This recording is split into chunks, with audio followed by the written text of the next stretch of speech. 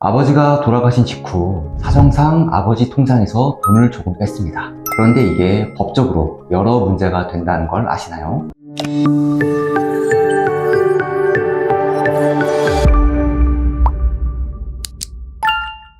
많은 분들이 사랑하는 가족의 장례를 치르는 과정에서 사망신고 전에 통장 인출이나 인감증명서 신청을 아무렇지 않게 처리합니다. 하지만 그 순간이 법적으로는 상속폭이 불가, 심지어 상속 분쟁이 예상될 때는 형사적 책임으로 이어질 수 있는 위험한 행위입니다.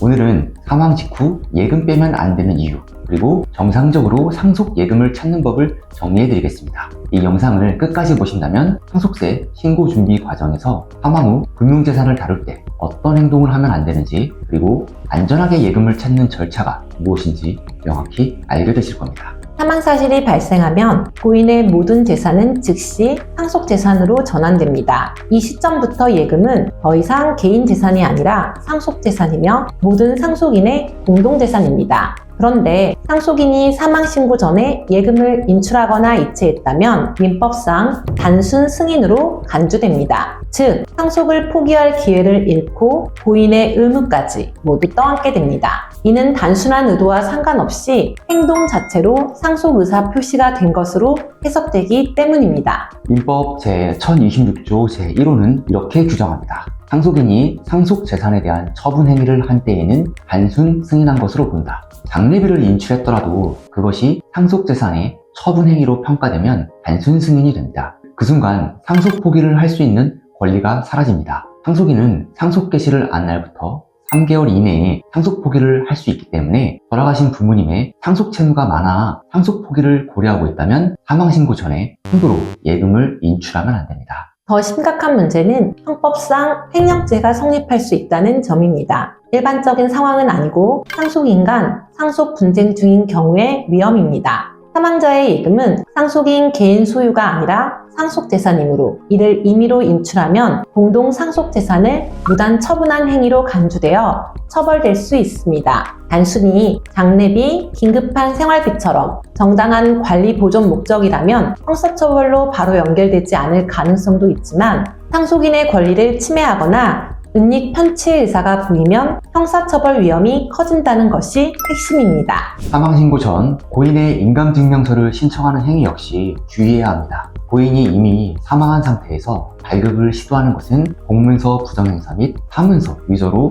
처벌될 수 있습니다. 사망신고 이후에는 인감증명 자체가 발급되지 않으므로 사망 전 발급 시점이 중요한 분기점이 됩니다. 상속인이 사망자 명의 예금의 해지 또는 명의 변경을 신청하고자 하는 경우 상속인 전원의 동의를 받고 처리할 수 있습니다. 상속 예금의 지급을 신청하는 경우 필요 서류는 금융기관별로 차이가 있을 수 있기 때문에 방문 전 사전 문의가 필수입니다. 기본적으로는 상속인 신분증과 피상속인의 가족관계 증명서 상세본과 기본증명서이며 기본증명서에는 피상속인의 사망사실 시기 확인이 되어야 합니다. 또한 미내점하는 상속인들의 위임장 및 인감증명서도 필요합니다. 제출 서류는 최근 3개월 이내 발급된 원본 서류만 사용할 수 있으며 주민등록번호 13자리가 모두 기재되어 있어야 합니다. 이 절차를 거치면 법적으로 안전하게 상속예금을 인출할 수 있습니다. 마지막으로 사망 후 인출 말고 사망 전에 인출에 대해 말씀드리겠습니다.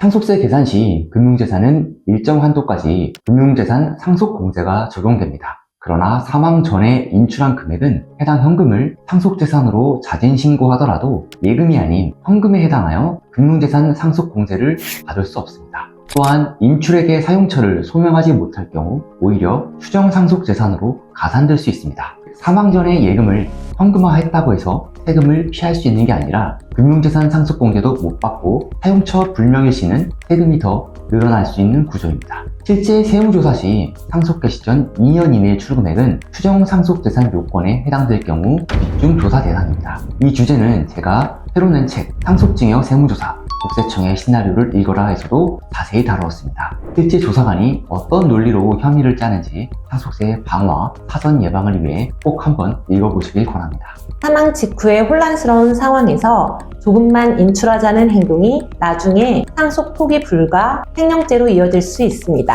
오늘의 내용을 정리하면 첫째, 상속 포기를 고려하고 있다면 사망 신고 전에 함부로 예금을 인출하면 안 됩니다. 둘째, 상속인간 상속 분쟁 중인 경우 예금 인출이 다른 상속인의 권리를 침해하거나 은닉 평치의 의사로 보이면 형사처벌 대상이 됩니다. 셋째, 사망 신고 전 고인의 인감 증명서를 신청하는 행위는 공문서 부정 행위 및 사문서 위조로 처벌될 수 있습니다. 넷째, 사망 후 상속 예금을 찾기 위해서는 금융기관의 필요서류 사전 확인이 필수입니다. 다섯째, 사망 전의 예금 인출은 금융재산 상속공제 미적용과 추정 상속재산 과세 리스크가 있습니다. 세무법인 하나 채널을 구독하시면 유익한 세무 정보를 받아보실 수 있으니 구독과 좋아요, 알림 설정 부탁드립니다. 다음에도 더 유익한 정보로 찾아뵙겠습니다.